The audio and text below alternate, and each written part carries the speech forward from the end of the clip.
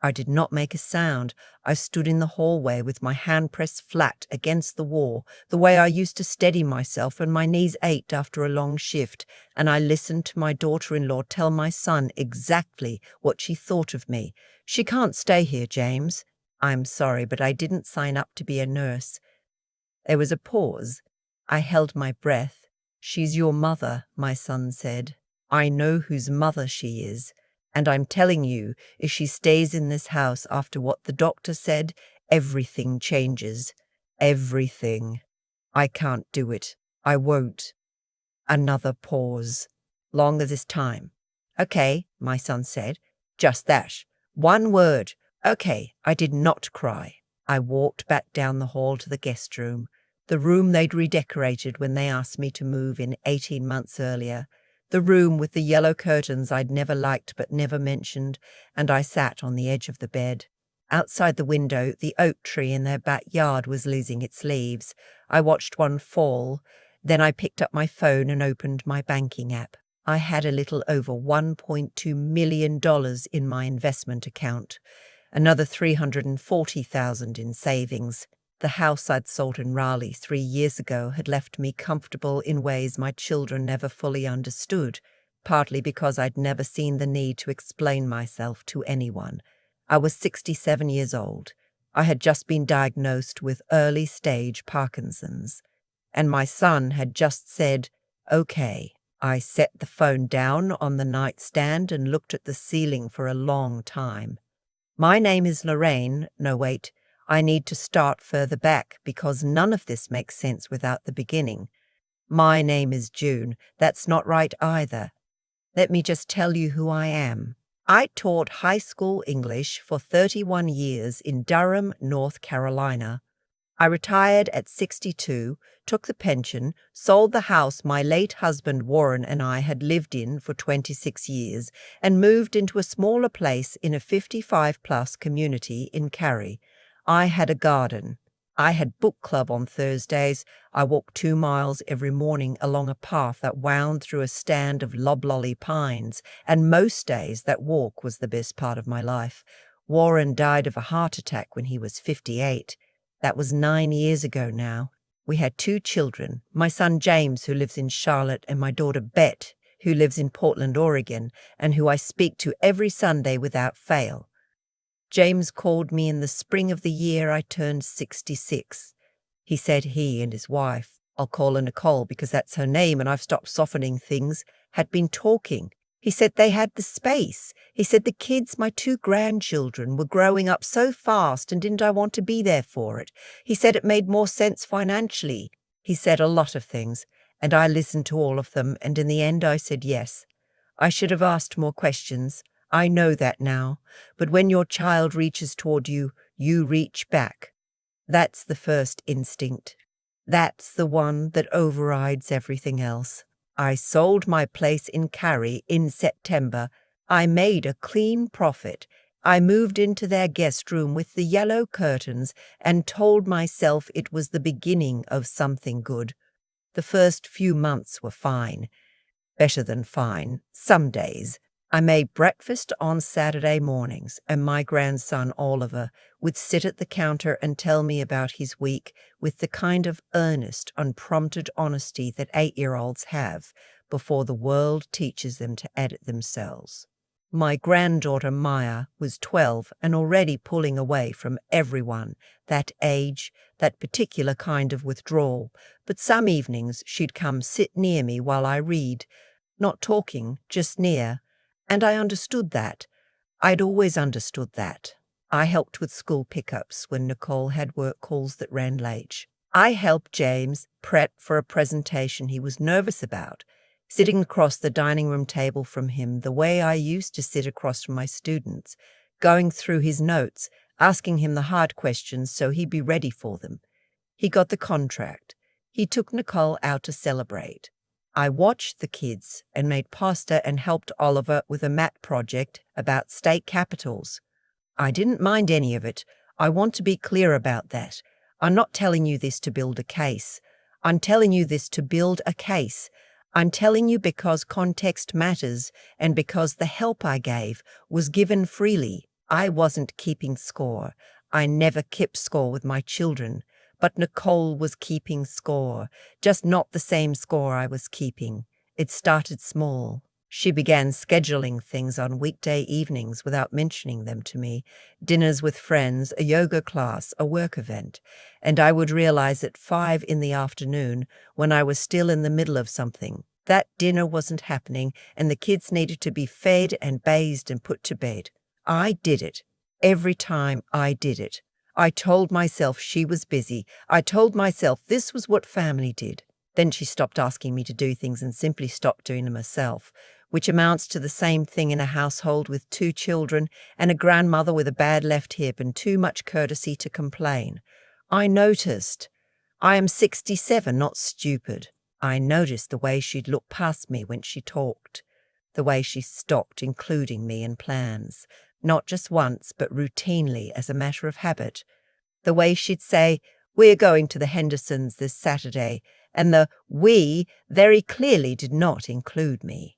The way James started to look a little tired when I walked into a room, the way a man looks when 2 people he loves have become a problem that he doesn't know how to solve and so has decided, quietly, not to try. I said nothing. I kept walking my 2 miles when my body let me. I kept reading. I kept being useful where I could and invisible where I needed to be. Then in February my left hand started shaking. It wasn't dramatic. That's the thing about Parkinson's, at least in the early stages. It doesn't announce itself. My hand shook. Then it stopped. Then it shook again, a little longer, while I was pouring my coffee one morning, and some of the coffee went on the counter instead of in the cup. I cleaned it up and didn't say anything, but I made a doctor's appointment. My primary care doctor referred me to a neurologist in Charlotte. I went alone on a Tuesday in March while James was at work and Nicole was doing whatever Nicole did. The neurologist was a small, precise woman who asked me many questions and had me do various things with my hands and walk me through the imaging results with the patience of someone who has had this conversation many times. Early-stage Parkinson's disease. Manageable. Treatable in the sense that progression could be slowed. Not curable, but not a death sentence either. Not at my age, not at this stage. There were medications, there was physical therapy. There were things I could do. I drove home. I sat in the driveway for a few minutes before I went inside. That evening, I told James. We were at the table after dinner, just the 2 of us. Nicole had taken the kids upstairs. I set my hands flat on the table and I looked at my son. This man I had raised. This man I had driven to soccer practice and stayed up with through fevers and watched graduate from NC State with a feeling in my chest I have no adequate word for. And I told him what the neurologist had said. He looked at the table. Then he looked at me. Then he said, "Okay, Mom. Okay, we'll figure it out." He hugged me. It was a real hug. In that moment, I believed him. 3 days later, I heard the conversation in the hallway. I don't know what I expected him to say to her. I expected something, some version of, "She's my mother and she's sick and she stays," some version of the instinct I described earlier, you reach back. But James has always been, at his core, someone who wants peace more than he wants to be right, and Nicole has always understood that about him and used it with the precision of someone who has spent years learning exactly where to press. So he said, "Okay."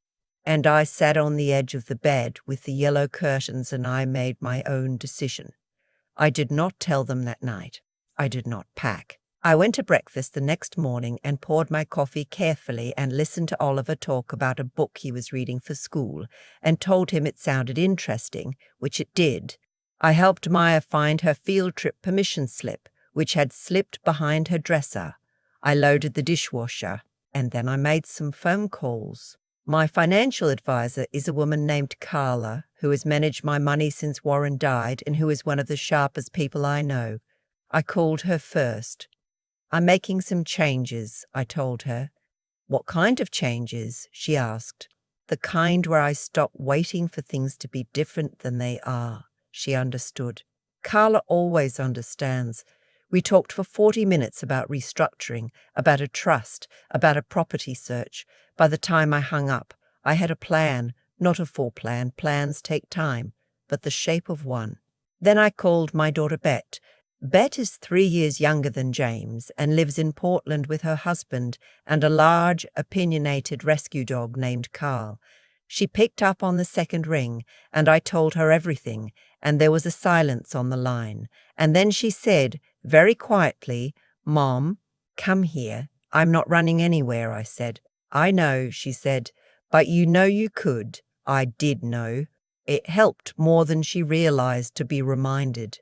Over the next 6 weeks, I did something I'd been told was unusual for someone my age, in my situation. I bought a condominium. It was on the 14th floor of a building in the South End neighborhood of Charlotte. 7 minutes from a hospital with a neurology department I'd already researched, 12 minutes from a Whole Foods, and 3 blocks from a park with long, flat walking paths along a greenway. 2 bedrooms, floor-to-ceiling windows facing south, a small balcony where I immediately planned to put a container garden. The asking price was $680,000. I paid cash. The closing took 11 days. I did not tell James or Nicole. I hired a moving company to come on a Wednesday, when the kids were at school and James was in a meeting downtown, and Nicole had her standing lunch with her friend group that ran from noon to at least 2:30. I had packed my personal belongings quietly over the preceding 2 weeks, a little at a time. Nothing dramatic, nothing they would notice. Books into boxes that looked like storage. Clothes reorganized, then removed. The movers were efficient and kind and finished in under 2 hours. I left a note on the kitchen counter. It said, "I've moved into my own place. I'll be in touch about the kids, Mom." That was all. James called at 4:17 that afternoon. I watched the phone ring twice and then I answered.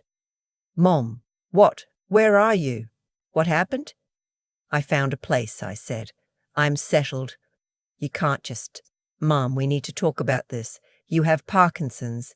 You can't be alone." "I have early-stage Parkinson's," I said. "My neurologist is very optimistic. I have medication. I have physical therapy starting next week. I am managing my health the way I'd managed everything else in my life, which is to say I'm doing it thoughtfully and without anyone's help who hasn't offered it." There was a long pause. "Nicole and I never said," he started. "James," I said, and I kept my voice the way I'd kept it through 31 years of teenagers who thought I couldn't hear them. "I know what I heard. I'm not angry. I'm not punishing you. I'm making a decision that's right for me." He didn't say anything. "I'd like to see Oliver and Maya on Saturdays, if that works for everyone," I said. "I have room for them to stay over. We can figure out the details." "Mom, I love you," I said. "We'll talk soon." I hung up and stood at my south-facing window and looked out at the city in the late afternoon light, and I let myself feel everything I'd been holding for 3 days, which was considerable. And then I made myself a cup of tea and sat on the balcony with a book I hadn't had time to read in weeks. Nicole called 2 days later. I almost didn't answer. I'm honest about that. I stood there looking at her name on the screen for long enough that it nearly went to voicemail. But I've always believed that avoiding things costs more in the long run than facing them does. I answered. "Frances," she said. "And that's me, Frances Whitmore, former English teacher, new condo owner, woman standing in her own kitchen at 67 years old. I think we need to talk." "All right," I said. "I just want to say what you heard." She stopped. Started again. I was stressed. I was speaking out of fear. "I didn't mean Nicole," I said. "I appreciate you calling. I do. But I want to be straightforward with you because I think we've been doing each other a disservice by not being straightforward. What I heard was what you meant. I don't say that to be cruel. I say it because I think you are being honest in a way you haven't been with me for a long time.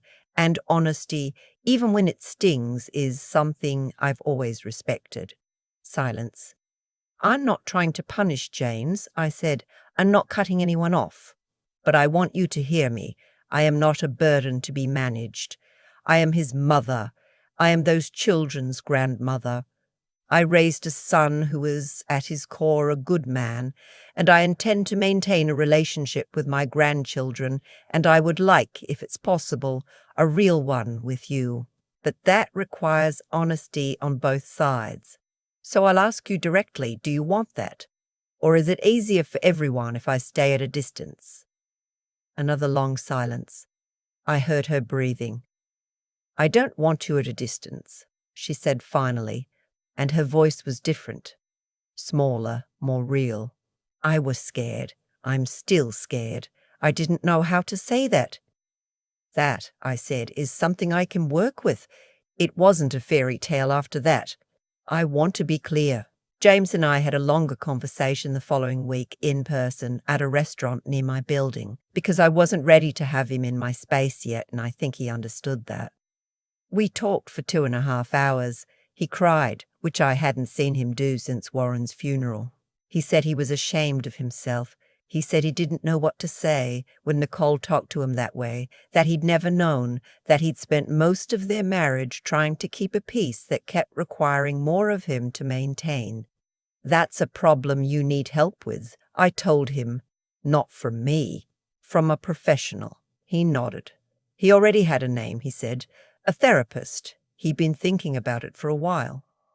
Good, I said. I'll be here. I meant it.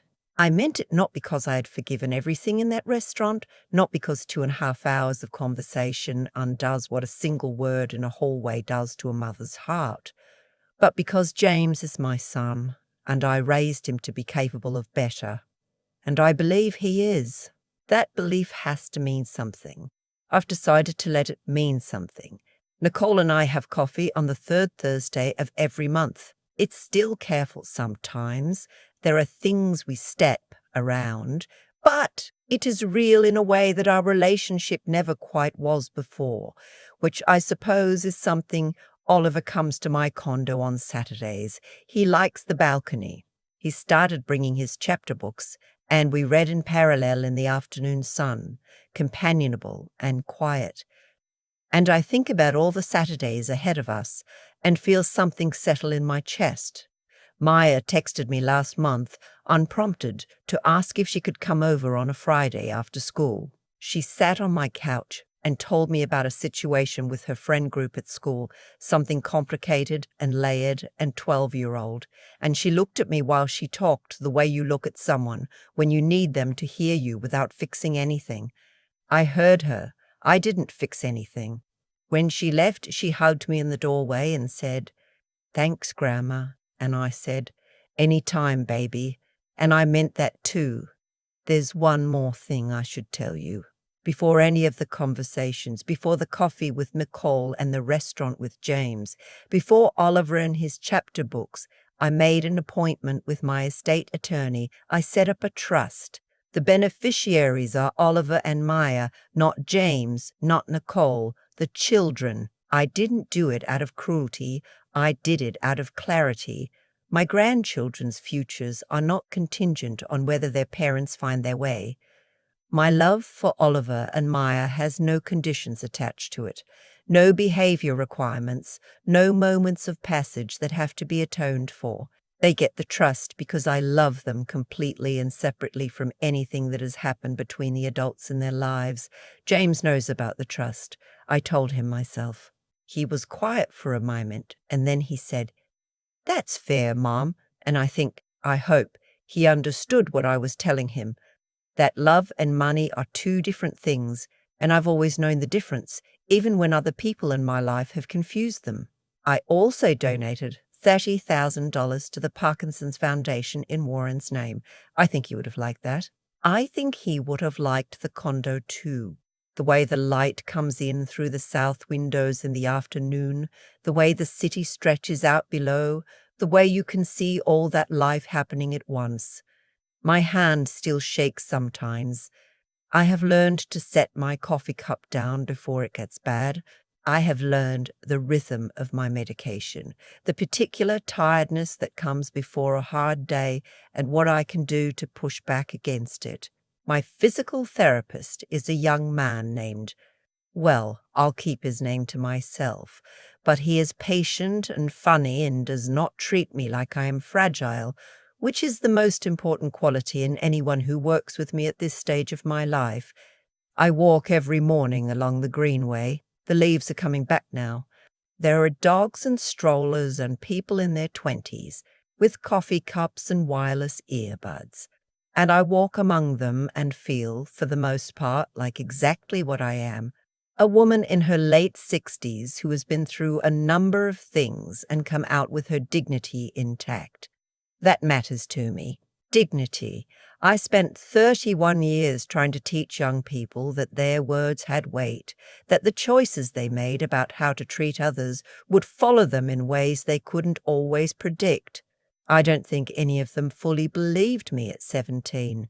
Most of them, I suspect, believe me now. My daughter Besh is coming next month. She and her husband are staying 3 nights in the second bedroom, which I've set up with a proper bed and good towels and a reading lamp, because those are the things that matter in a guest room. Carl, the dog, is coming too. I've been told he has opinions about balconies. I'm looking forward to finding out. Last Thursday I went back to book club. Different group, different neighborhood. A woman at my building mentioned it, and I said, why not?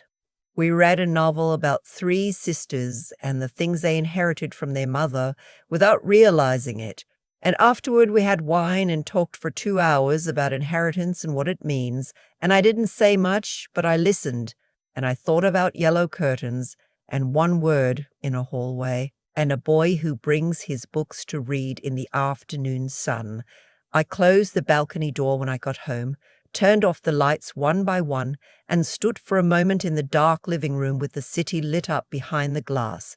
I had not cried. Not once. Not then. Not now. There are things that break you and things that, if you're paying attention quietly, make you more yourself than you were before. I'm still learning which one this is. But most mornings, standing in the light from those south-facing windows with my coffee in my shaking hand, I think I already know.